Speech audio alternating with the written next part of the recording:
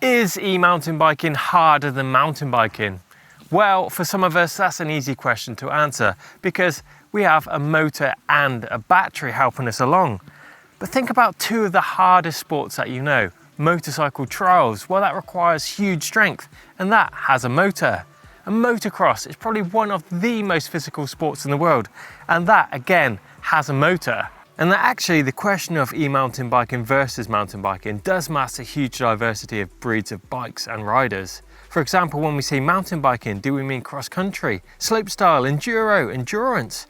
And similarly, when we say e-mountain biking, do we mean e-mountain biking in eco, trail or turbo? On what bike, in what environment? And when we say harder, do we mean the trails that we ride or the physical effort involved? Well, those are some of the questions we'll attempt to answer in this video.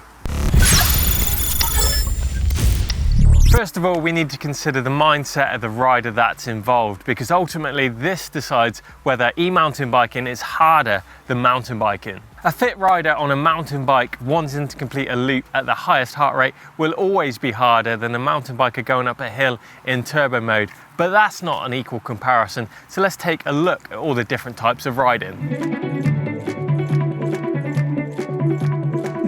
So let's go take a look at three different scenarios: forest track, single track, and some technical trails.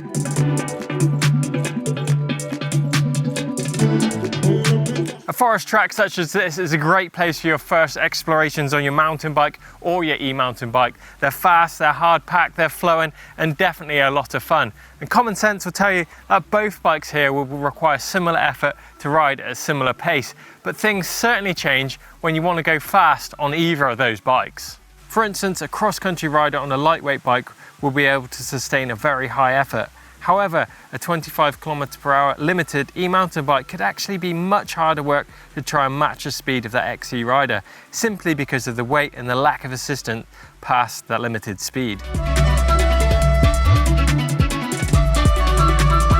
Single track, well, we're definitely getting into some more advanced style of riding here, and you still have that same argument of the mindset of the rider, the speed that they're riding at, and the type of bike that they're riding. And don't forget, on an e-mountain bike, you can still put in 600 watts of your own power as you can on a mountain bike. And I think it's on the third version of a long and a cross where we definitely see those big differences.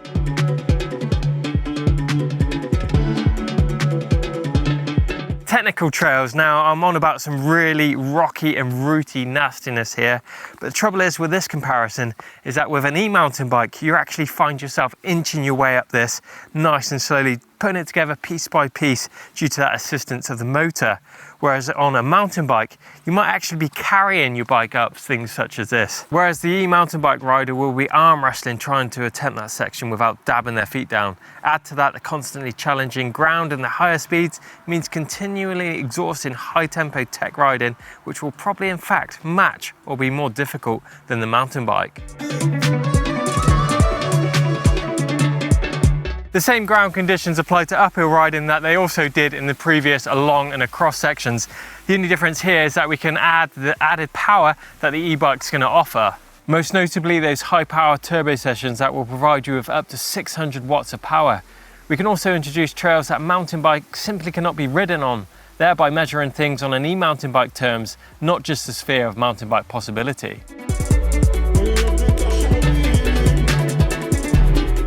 Let's be super clear here, an unfit rider is going to be able to climb a steep forest track with a lot less effort on his e-mountain bike in turbo mode than a super fit rider on his mountain bike, giving it all up the climb. But that's the extremes of both of those scenarios. It's all those little bits in between that really matter. And you'll find actually even sustaining the effort to climb up a long forest track, even with that assistance up to 25 km/h, is actually very, very hard. Common sense will tell you mountain biking will be tougher than e-mountain biking simply because it takes you almost twice as long to get to the top. Less time equals less effort. As Greg LeMond once said, it never gets easier, you just go faster.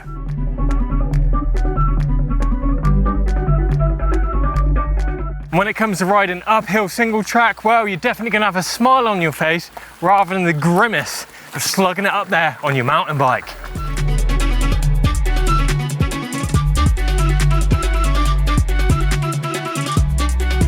Uphill technical trail riding is actually where I think the biggest difference lies, and it's something we've introduced our fittest GCN athletes to recently.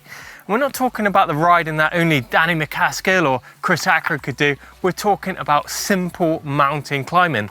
Well, in fact, it's not simple, it's actually very difficult. It's a type of terrain that most of us would associate hiker biking, a standard mountain bike up. Now, hiker bike will be prevalent on most mountain bike adventures, be that the Stone King Rally, Trans-Cascadia or Andes Pacifico. It's dull, it's difficult, and it's not riding your bike. E-mountain bikes, however, are often able to conquer such terrain, but therein lies some of the greatest physical challenges you can face on two wheels: extended technical riding. Such places will demand everything: skill, awareness of blind trails, decision making, physicality, motor understanding, and this will nearly always be done at the highest heart rate, and the effort will be determined by how much of it you're prepared to do in one sitting. Remember, even the power stages at Enduro World Series are sub 2 minutes. And if you don't know what those power stages are, these are super hard stages within that race that you're going to be doing on some steep technical terrain that requires massive effort and skill and power to get up there. And in fact, a lot of the racers on the EWS series are actually saying that the EWS-E is harder than the races that those guys are doing on their mountain bikes. And that's the feedback from the pro racers.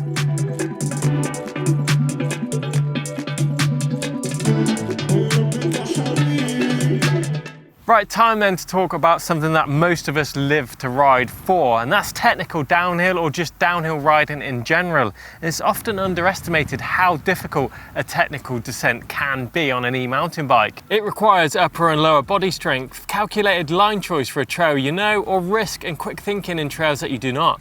Tougher, remember, can come in mental as well as physical guises. For bike park riding, a day on the uplift might well involve half a dozen runs in the morning. Well, on an e-mountain bike, you're probably double that, and it doesn't need me to tell you that the burger and the cake will be calling from the cafe for sure after such a big workout. And let's not forget the challenges of riding that slightly heavier bike down the hill in the first place, and also pedaling the bike out of those corners above the limiter can be quite taxing. And of course, you've pedaled to the summit of that hill rather than sat in the back of a sweaty uplift fan. And lastly, the speed that the bike actually carries, we found, is actually faster than a mountain bike itself. So that's pretty taxing for sure. And then there's adventure riding, and that's definitely another can of worms that we're not going to get into today, but we'd love to hear your counter arguments of why you think mountain biking could be harder than e-biking, or whether it's the other way around. What do you guys find hard about riding your e-bikes over mountain bikes? Give us a thumbs up if you enjoyed it. Make sure you subscribe to us here on EMBN and get in that merch shop for all the latest kit, including these amazing new jerseys.